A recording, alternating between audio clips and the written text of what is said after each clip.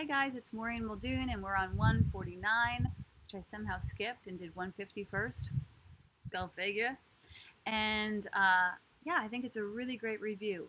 So stick with me through this mad ramble of the workbook lessons of A Course in Miracles. And if you like them, like it, subscribe, and share it with your friends. Hi, it's Maureen Muldoon, and we are on lesson 149 of the workbook lessons from A Course in Miracles. So the workbook lesson for A Course in Miracles says, my mind holds only what I think with God. My mind holds only what I think with God is the overall concept that we're working with during this particular review. And the two lessons that we're going to return to and review are when I'm healed, I'm not healed alone, and heaven is a decision that I must make. So this lesson begins with the idea that this lesson is the foundation on which salvation rests. That's incredible. So it would be interesting for us to get into this lesson because it's the concept on which salvation rests. And what's the concept on which salvation rests? Unity. So that's why when we say, when I'm healed, I'm not healed alone, because I am one with all things. And as I do this healing work for myself, it affects everyone. So that's a powerful reminder of our unity and oneness.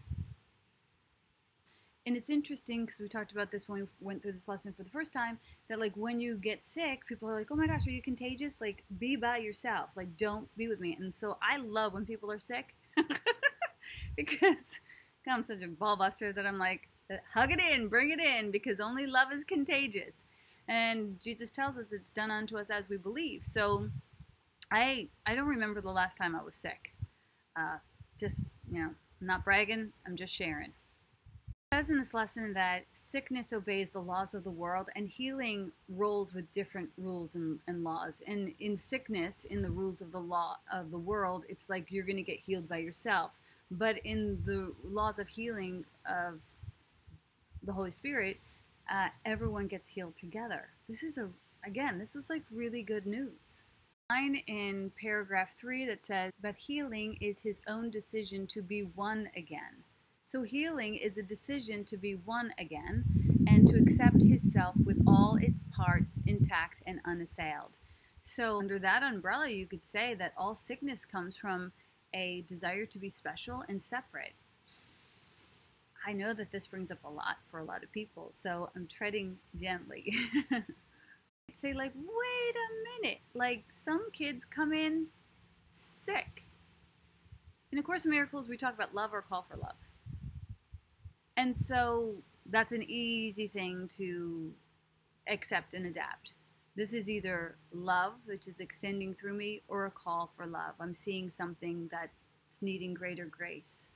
And so sometimes there are these classrooms where it is a call for love, and we get to be extensions of love without judgment.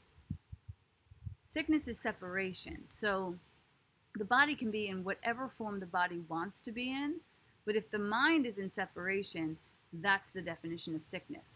Don't help me. I don't need any help. I'm fine. So there are some people whose bodies look like they have a lot of sickness, but they're connected and they're involved and they're engaged. And that's unity, that's healed, that's holiness. And there are other people who use sickness as a way to stay separate. And probably you and I have both done this. It's not to blame or shame, it's just to contemplate and to be aware of. And yes, again, it can bring up a lot of stuff, so let it wash over you and just be with it. Ask your Holy Spirit, like, is this true for me? The section also goes on to say that to be healed is merely to accept what was always the simple truth and always will remain exactly as it has been forever. So the simple truth is, this is perfect. All is well. All is well. All will be well. All manner of things shall be well. Is that true? Or do I use these situations as a way to promote brokenness, fear, agitation, separateness? Because as soon as we say, I'm fine with this, I'm well with this, I can be well with this, we start to move into a curiosity that breaks down the conditions and moves us back into unity. There's a religion called Christian Science, And they don't take pills, they only use prayer. A lot of times you'll hear about them in the news when things go wrong, but there's also volumes and volumes and volumes of libraries of ways that they have healed themselves through prayer. Now, in my own beliefs, and I think in the Course of Miracles as well, it says that God is in everything. God is everything. We've blanketed and made meaning of all of these separate things and gave them separate names and special hierarchies, but it's all God. It's all God. So you can decide to suffer or not suffer. Classrooms of sickness may come, but you can decide to suffer or not suffer. Pain is pay attention inward now. Pain is directional. That's all that pain is. It's directional. And we get to see where it's pointing us towards a fractured idea that we're here to heal. I used to suffer migraines, and I decided to use the migraines as a scientific experiment. And what I did was I just let the migraine be. I just decided to experience the migraine. And I laid down in my bed and I just decided I'm going to feel every part of this migraine. And I laid there and I was like, okay, all right, okay, this is interesting. Tell me more, migraine. And it was interesting to see where the migraine actually lived, to see what it actually felt like. And then, this is just my experience that I'm sharing with you, and then I fell asleep. And when I woke up, the migraine was gone, and that was the last time I ever suffered from a migraine. So that is my experience. I can't offer you anything more than my experience, and an invitation to try this out yourself the next time you're in the classroom of pain. Just see what it would be like, not to kill it, not to take a painkiller, but just to be with it and feel into it and see where it lives and see what it's about. And look at it with the Holy Spirit. I mean, what's the worst thing that can happen? You feel a little pain. Pain is also a tenderization. It helps us to understand the human condition. That's what I say about that. So I would take this lesson to your Holy Spirit and ask, like, what is the classroom of this pain? And, it says as we work this lesson that there's an affirmation in it that I think is beautiful.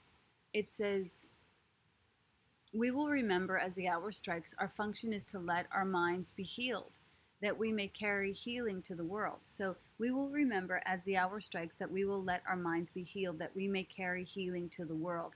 So it's saying, don't deliver me from this suffering just for myself, but deliver me from it so that I can extend healing out into the world. When it says when we do that, we will exchange curses for blessings, pain for joy, and separateness for the peace of God. So having peace of mind, having the peace of God, that's true healing. And the Course in Miracles doesn't mince words. Like, it is not invested in the world at all. No matter how prevalent your pain, no matter how persuasive your ego, no matter how palpable your convictions, this too shall pass, that God is large and in charge, that the Son of God was not created to suffer, that God is in love with you, that you could relinquish yourself from this pain, that the Holy Son is born to rise. And that's you. That's not just Jesus. That's not some exception. That's you. That you were born to rise from this. So that's the crux of the idea around 137. When I'm healed, I'm not healed alone. I think it's a beautiful concept. 138. Heaven is a decision that I must make. Why is heaven a decision that I must make? Well, because hell was a decision that we made, and we decided for hell, our separation, our scarcity, our suffering. And so in order to heal that, we get to choose again. That's what the whole course is about. It's about choosing again. So we're going to choose for heaven and let go of the teeny mad idea, or at least laugh at it, that this has any, bearing on my peace of mind, that I can't handle this, that this is not for me, and choose heaven, and choose heaven. And what does it mean to choose heaven? Into eternity where all was well, there crept a teeny mad idea at which the Son of God remembered not to laugh. And never does it say, in this section that I'm repeating is from chapter 2, and never does it say, it says that in the Garden of Eden story that Adam fell into a deep sleep, and never does it say that he woke up. So this is how we wake up. We choose again.